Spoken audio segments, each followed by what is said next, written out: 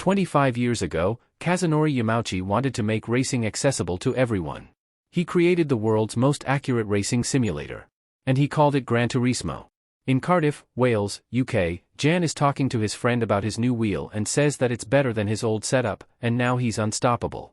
Then his friend tells him that Rory is in the game lobby waiting for him. Then his father, Steve, asked the young man to go outside and play football.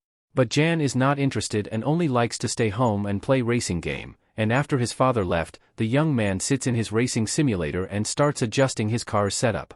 After that, the young man creates a lobby for the Le Mans race and plays the game like he is inside the car, driving. Meanwhile, Danny Moore arrives in Tokyo, Japan, and meets the motorsport division of Nissan.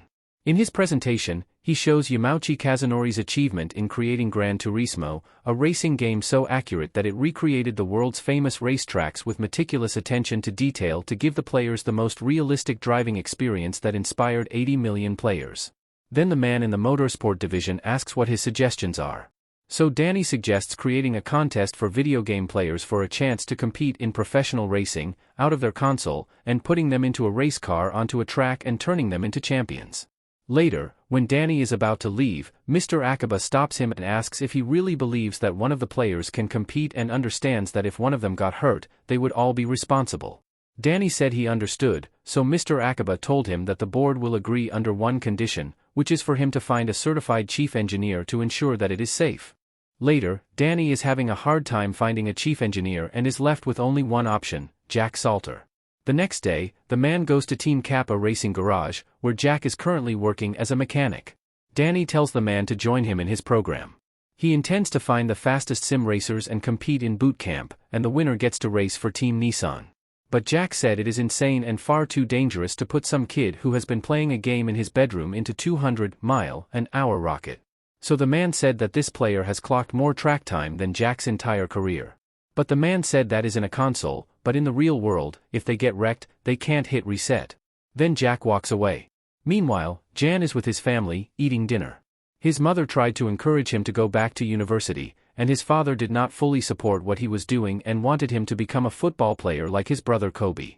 In London, Jack and Team Kappa are having dinner and later get into an argument with Nick.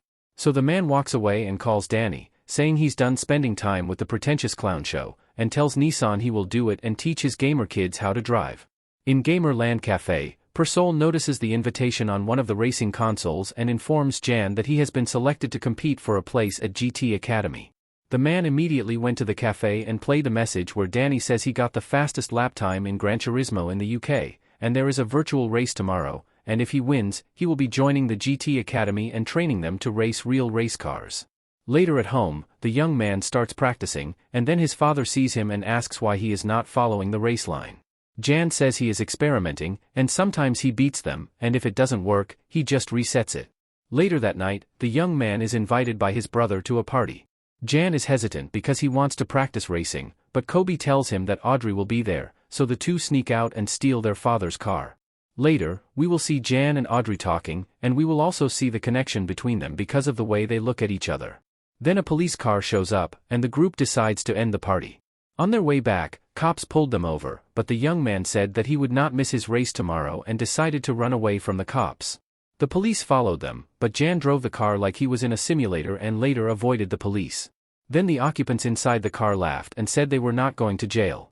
Unfortunately, the father of the two boys is waiting for them outside their house. The next day, we see Jan with his father working in the rail yard. The young man thought he was there because that was his punishment, but his father told him that he was there because that is where he ends up when he has no plan in life.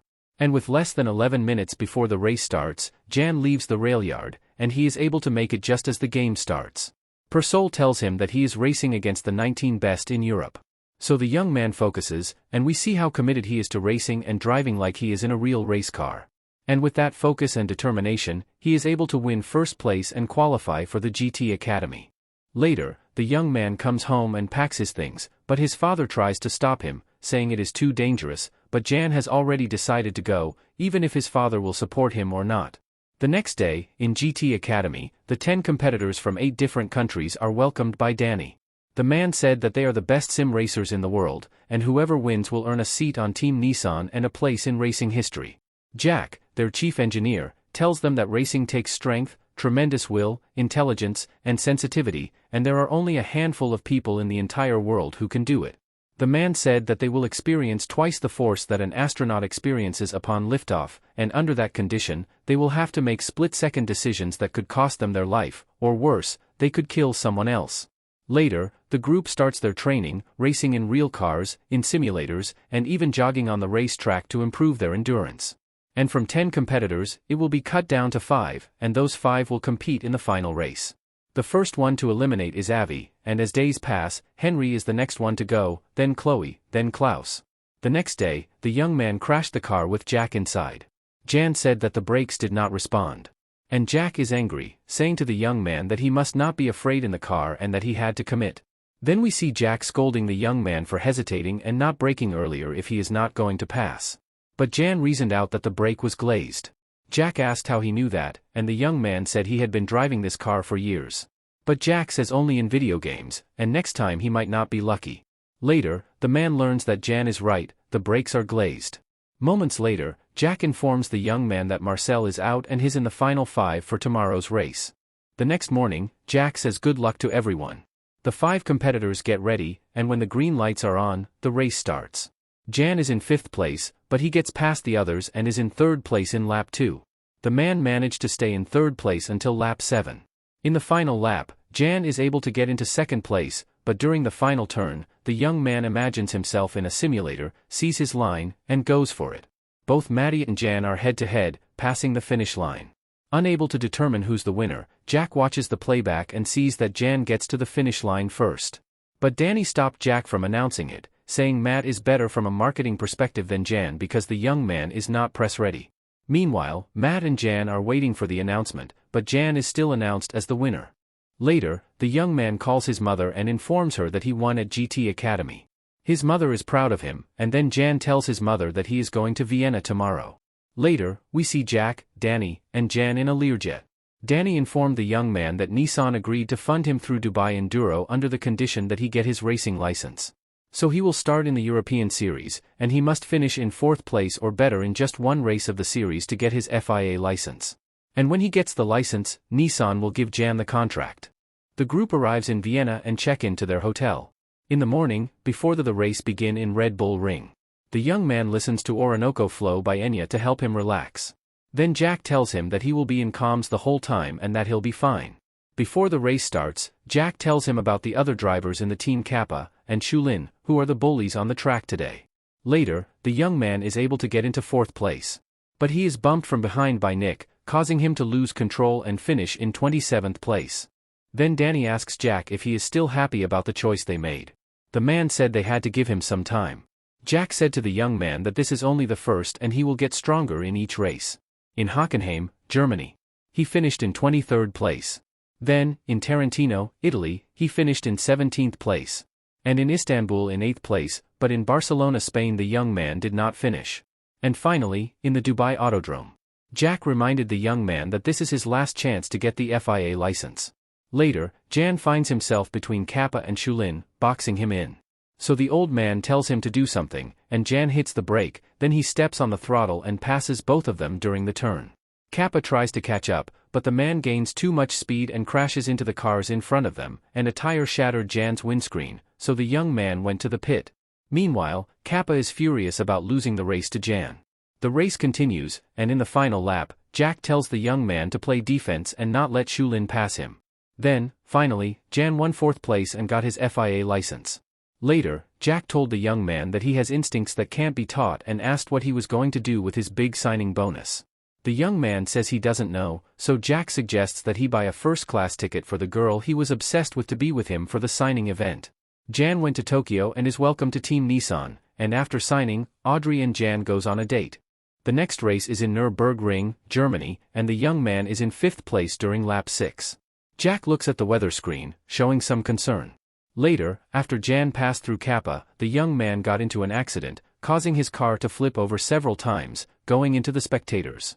Jan is alive, and he is being airlifted to the hospital immediately. When the young man wakes up, and he is devastated to learn that a spectator had died, and he is blaming himself for what happened. Later, Danny gave a statement to the press, saying everybody at Nissan would like to extend their deepest condolences to the family of the deceased. The young man was discharged from the hospital with no injuries, and Jack took him to the racetrack where the tragic accident happened. The old man tells him his story about why he quit being a racer, because he was in a wreck racing in Le Mans. Someone died, and he lost his nerve. Jack doesn't want the same thing to happen to him, and he tells Jan that the crash is not going to define who he is, but on how he will respond to it. Jack gives him the key and the young man finishes his lap. The racing commission cleared Jan, but Kappa and some other boys demanded his license be revoked. They started an anti-sim driver campaign and are independently launching a case. And worse, Nissan is considering shutting them down. Danny suggested that they have to prove that they belong by placing on the podium at Le Mans. But they need 2 other drivers. Matty and Antonio are the best picks. The day has come for the 24 hours of Le Mans. The young man is in 6th place, and after passing Schulin, an accident happened. Jan is intimidated and loses his focus. The young man remembers the crash he's been through, and starts falling behind. Jack got his attention when the old man played a Kenny Rogers song. Jan was able to focus again and started getting momentum and passing other cars. In the first 3 hours, the young man goes to the pits, and Matty replaces him. And after 12 hours of the race, the team is in 12th place. In hour 15, they are in the 5th position. In the morning, at hour 19, they are in 4th position, and as Antonio Cruz is losing ground, Jan replaces him, and as the young man tries to catch up with the leaders, he remembers the time when he was practicing in the simulator and his father asked him why he was not following the race line. Then the young man told Jack in the comms that he knew the track and the line, so let him drive his way. Danny tries to stop the kid, saying there is too much at stake, but Jack gives the young man a go to follow his own line. And the kid hits the throttle, and from 8th place, the young man was able to pass the other cars and get into 4th place, even setting a new lap record. And in the final lap, Jan is able to catch up with Nick from Kappa and beat the guy in the turn, going to stretch and winning the 3rd spot on the podium. Team Nissan celebrates as they show the world that sim drivers can drive and become one of the best in the world. In the end credits, we see the real Jan Martinborough. Team Nissan's success at Le Mans changed motorsports forever. Jan has competed in over 200 races to date. And before every race, Jan still listens to Kenny G and Enya to chill out. The young man has also served as his own stunt double in this film. Thank you for watching movie quotes and recaps. And for more videos, please hit that subscribe button and hit the notification bell.